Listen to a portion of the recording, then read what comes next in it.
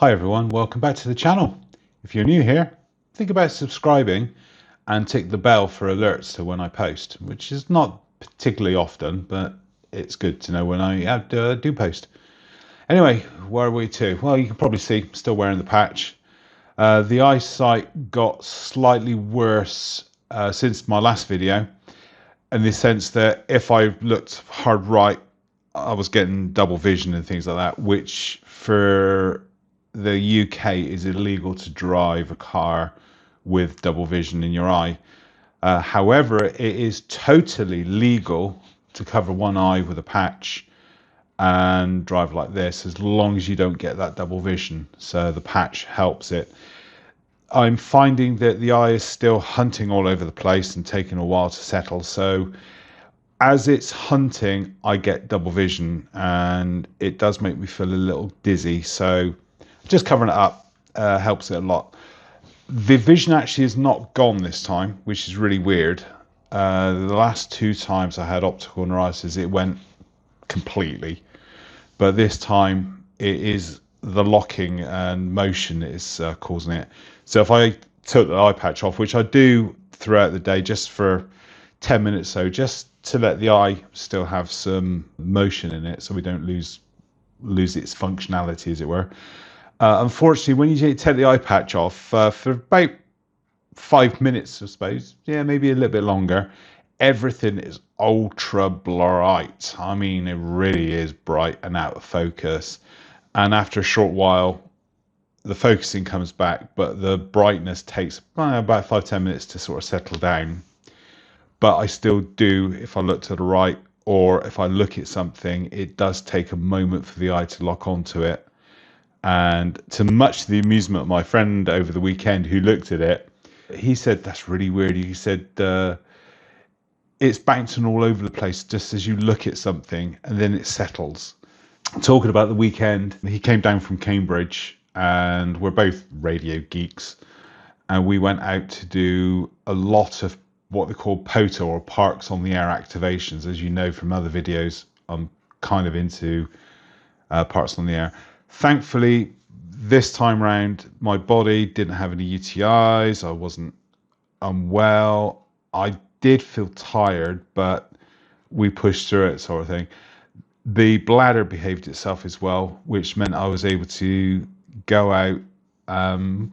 Saturday, he arrived from Cambridge. Well, in fact, he came from Manchester. He'd been up to see his family. He drove down and got here about 11 o'clock.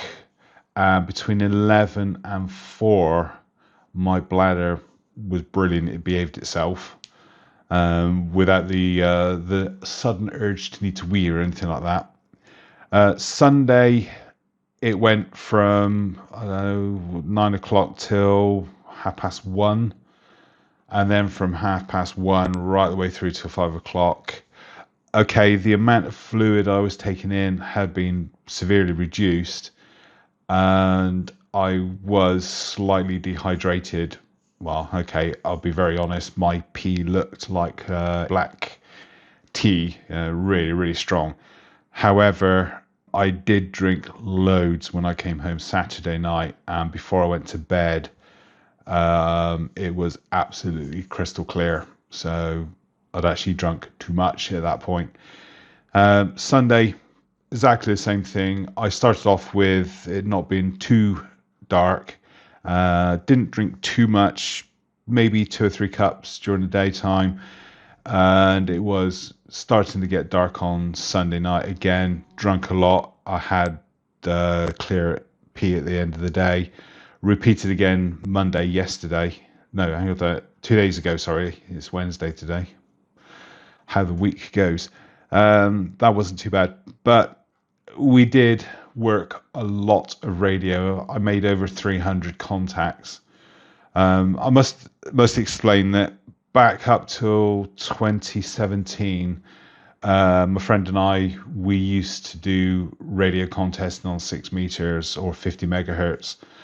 And we were, sorry, just not the camera, we were in the top 10 regularly for contesting and things. I think the best we ever did was, I think 8, but we were in the top 10. And it was good to operate radio again in a way that we used to work, where we would be listening and one of us would hear one bit of a call sign and I would hear something else. And between us, we worked out who the next person we were going to work and so on and so forth. And as I said, it was a really, really good thing. On the POTA website, I've been awarded some more certificates of operation. I've gone from, I'm gloating now, I went from 11 certificates on Friday to 17 as of this morning. So, yay me, happy. What else? Had the results back, as I said, from the poop in the box. Before Christmas, I had a box arrive from the NHS where you have to put a sample of your poop into it and send it back. I didn't send it back until the new year because I thought, well, if I put it in the post, it's just going to be sat there festering. So, yeah, give it to them as fresh as possible, I suppose. That's so wrong. Anyway, it came back. It's all clear. I don't need to be tested again for 2 years. I am of the age now, 56, so the testing is every 2 years. I don't know how everyone will feel with what I would say, but if they did ever find anything wrong with me, I'm leaning towards the I don't want any treatment. Now, I'm not being a hero by saying this is just personal preference. Is my life with the MS is restrictive, and is not as good as it could be. And I'm a strong believer of the NHS has not got very much money and it could be spent better elsewhere. And my personal opinion is, well, if they find anything, I don't want any treatment. I'll go out gracefully. My time's spent. My life isn't going to get better. I can cope with it. It's not bad at the moment. Yeah, don't get me wrong that I want to give up and things like that. I don't. But I'm a realist, and I believe honestly in my heart that the money could be spent elsewhere on somebody more deserving. Somebody that has got a young family and could make use of having their life extended, etc., etc. But that's my choice and my opinion, and I don't lecture anybody else to make those decisions and things. Sorry, this strap does irritate the forehead, and I do get itchy. So yeah, what else? I've had a letter also from, I don't know if you recall, I was looking at taking my pension on medical grounds, and it was going through a review with the pension company and my previous employer from what was I working from?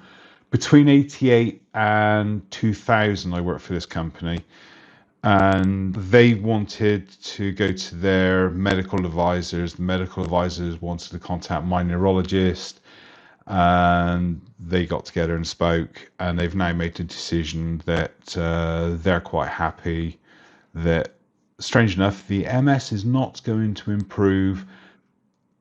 Blah, blah, blah. Long and short of it, it just says, yeah, they agree with the neurologists and recommend that I can take early retirement.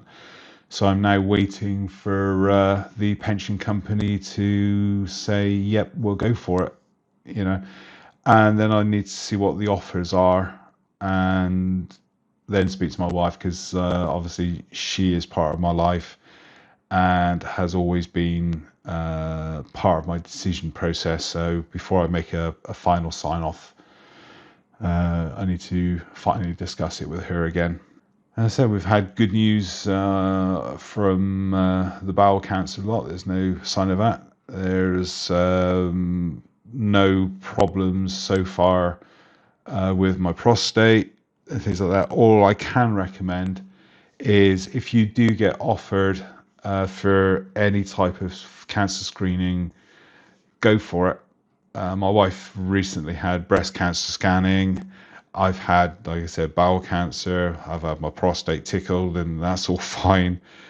Yeah, that's about it. So again, if you're new to the channel and you can put up with my going-ons, then yeah, please think about subscribing.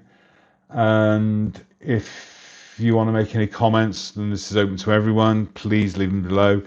The comments box is not restricted. It is YouTube monitored, but I don't restrict anything. So if you want to say whatever you like, yeah, I've been called worse, as it were, in my life. And that's about it. So let me hope you all stay safe and well, and I'll catch you on the next one. Bye for now.